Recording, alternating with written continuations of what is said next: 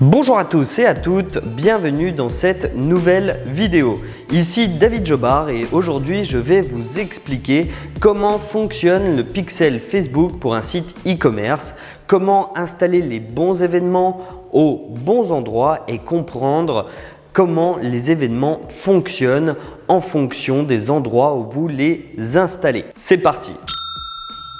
Pour commencer, nous allons réaliser la structure classique d'un site e-commerce où nous allons mettre ici la page produit, ici. Ensuite, nous allons mettre ici une page de panier, hop, ici une page de paiement et enfin ici une page de confirmation d'achat.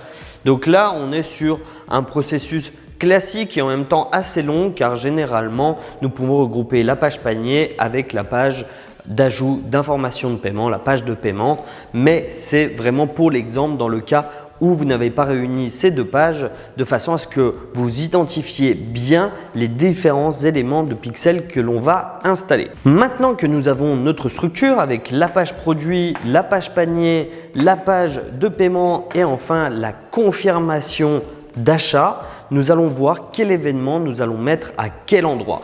Tout d'abord, il existe l'événement Page View qui est tout simplement des pages vues comme son nom l'indique. Il faut l'installer sur l'intégralité des pages. Donc le Page View, vous allez le retrouver sur la page produit, sur la page panier, sur la page de paiement et sur la page de confirmation d'achat. Donc sur le Page View, là vous ne vous posez pas de questions, vous l'installez sur l'intégralité des pages de votre site tout simplement parce que ça comptabilise chaque page qui est vue sur votre site. Ensuite, nous avons l'événement View Content. Alors je vais le mettre ici, View Content pour vue de contenu, où là vous allez l'installer sur votre page produit uniquement. Donc sur vos pages produits, si vous avez plusieurs produits, vous mettez l'événement View Content, vue de contenu. Ensuite, sur la page panier, ici vous allez mettre l'événement Add to Cart pour ajout au panier. Donc les personnes qui arrivent sur votre page produit, qui ensuite ajoutent au panier, vont déclencher un événement View Content et un événement Add to Cart. Nous allons revenir dessus juste après où nous allons faire le parcours d'un client classique et voir exactement quels événements sont comptabilisés et pourquoi. Continuons désormais avec la page de paiement.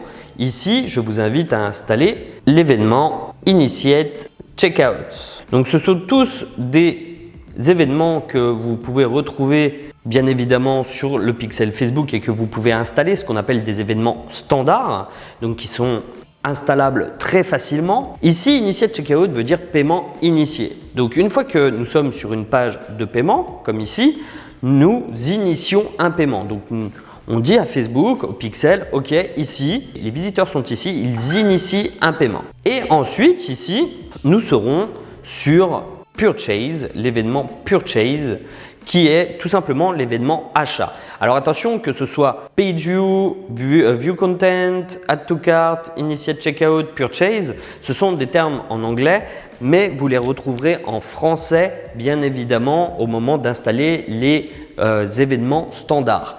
Donc dans le code, ils seront bien évidemment en anglais, dans le code de pixel que vous avez certainement déjà dû voir et que vous devez installer dans le header de chaque page. Donc vous aurez le Page View, View Content, Add to Cart, Initiate Checkout, Purchase selon les pages. Mais quand vous voulez installer dans le menu de Facebook, dans le gestionnaire de publicité, vous allez dans le pixel, vous sélectionnez les différents événements. Ce sera en français bien évidemment. Donc ici, je répète, View Content pour vue de contenu, Add to Cart pour ajout au panier, Initiate Checkout pour paiement initié et Purchase pour achat. Maintenant, vous avez installé tous les événements. Donc le code de base avec le Page View ici. Donc le Page View est directement intégré au code de base du pixel. Donc vous l'avez installé sur toutes vos pages et vous avez installé un événement standard sur chaque page qui correspond à une action spécifique d'un utilisateur. Maintenant, ce que nous allons faire, c'est que nous allons voir un parcours client.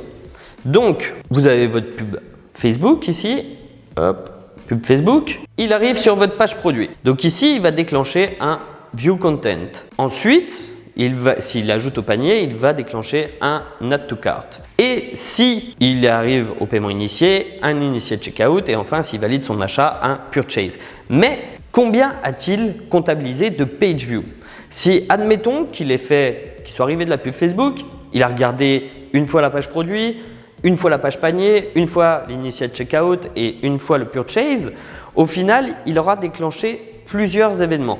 Il aura déclenché 4 page view parce qu'il a vu 4 pages sur votre site et il aura déclenché un view content, un add to cart, un initiate checkout et enfin un purchase pour un achat. Ça, c'est dans le parcours plutôt classique. Maintenant, que se passe-t-il si toutefois une deuxième personne arrive par la pub Facebook toujours, elle va regarder une fois la page produit, elle va ajouter au panier et puis elle a peut-être mal regardé, elle va revenir sur la page produit pour de nouveau retourner sur sa page panier, puis aller jusqu'à l'initiate checkout, la page de paiement, mais elle ne va pas passer à l'achat. Alors au final, qu'est-ce qui va être comptabilisé dans ce cas-là? Eh bien, il va y avoir 1, 2, 3, 4, 5 page view, donc 5 page view. Ensuite, il y aura 2 view content, 2 add to cart et un initiate checkout de comptabiliser. C'est très important de comprendre comment fonctionnent les événements de pixels de façon à ce que vous puissiez comprendre comment est comptabilisé sur vos publicités les différentes attributions des événements et des différentes conversions que vous avez programmées. Il en va de même si une personne arrive par exemple sur le purchase et rafraîchit 3 fois la page, eh bien ça va vous compter 3 purchases. Et c'est parfois le cas, et c'est ce qui arrive, quand on dit mais je comprends pas, je fais des ventes, mais le nombre d'achats ne correspond pas au nombre de ventes réelles dans mon shop. Eh bien, ça peut être des rafraîchissements de pages, par exemple, sur des personnes qui rafraîchissent, qui attendaient peut-être un autre message ou autre, et qui ont rafraîchi la page et qui du coup se retrouvent sur cette page Purchase, alors qu'au final, ils n'ont fait qu'un seul achat. Voici comment fonctionne le pixel Facebook sur un site e-commerce. Voici comment l'installer et comment installer différents événements de pixels et sur quelle page les installer. J'espère maintenant que c'est beaucoup plus clair pour vous. N'hésitez pas à me dire en commentaire si ce n'est pas le cas. N'hésitez pas également à vous abonner si cette vidéo vous a plu et on se retrouve très bientôt dans une prochaine vidéo.